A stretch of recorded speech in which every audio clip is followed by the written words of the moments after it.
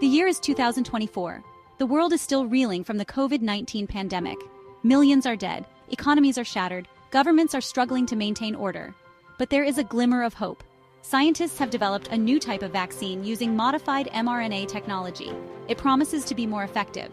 It promises to be safer. It promises to be the light at the end of the tunnel. The world embraces this new vaccine with open arms. People line up for hours to get their dose. They believe it is their ticket back to normalcy. They believe it will protect them from the virus. They are wrong. Traditional vaccines work by introducing a weakened or inactive form of a virus into the body. This triggers an immune response, preparing the body to fight off the real virus. mRNA vaccines, however, work differently. They deliver a piece of genetic code called messenger RNA, or mRNA, into the body's cells. This mRNA instructs the cells to produce harmless pieces of the virus, triggering an immune response. This new approach is groundbreaking. It's faster and more efficient than traditional methods. It holds the potential to revolutionize vaccine development. But like any powerful technology, it comes with risks. Risks that were not fully understood. The modified mRNA vaccine was designed to target a specific protein in the COVID-19 virus. However, in a cruel twist of fate, this protein shared a similar genetic sequence with a protein found in the human brain. In a small percentage of the population, the vaccine triggered an unforeseen reaction. Their immune systems, instead of recognizing the viral protein, began attacking their own brain cells.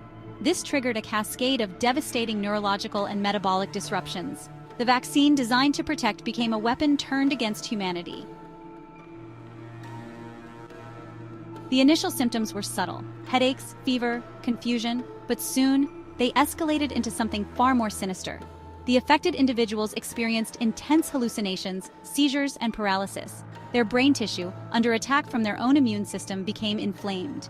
This encephalitis-like condition ravaged the higher brain functions, stripping away their humanity. Logic and reason were replaced with primal instincts: fear, aggression, and an insatiable hunger. Section 5. Hunger unending. The metabolic disruptions caused by the vaccine were equally horrific.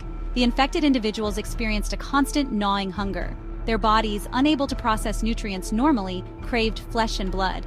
This primal urge overwhelmed any remaining vestiges of their humanity. They became driven by a single, terrifying need to feed.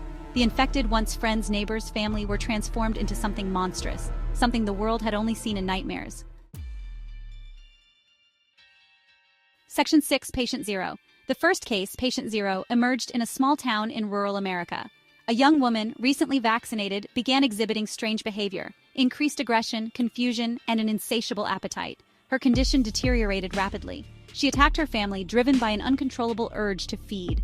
The local hospital, unequipped to handle such a bizarre case, was quickly overrun.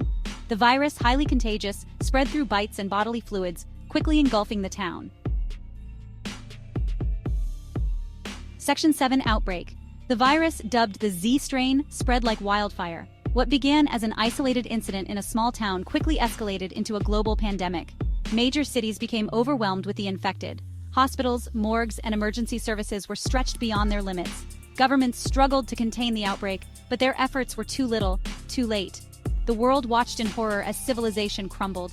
The line between the living and the undead blurred. Section 8. The Fall of Civilization. The world descended into chaos. Governments collapsed, cities burned, the fabric of society unraveled. The infected, driven by their insatiable hunger, swarmed the streets. Their moans, a symphony of the damned, echoed through the ruins of civilization. The living, outnumbered and outmatched, were forced to make impossible choices: flee or fight, hide or die. The world had become a nightmare, a zombie apocalypse. Section 9. Survival of the fittest. In the face of unimaginable horror, pockets of survivors emerged. They banded together, forming fragile alliances.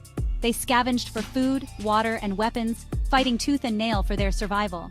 They learned to adapt to their new reality, a reality where the dead walked the earth, hungry for living flesh. They learned that trust was a luxury they could ill afford. They learned that survival came at a cost. Section 10. A glimmer of hope. Even in the darkest of times, hope flickers.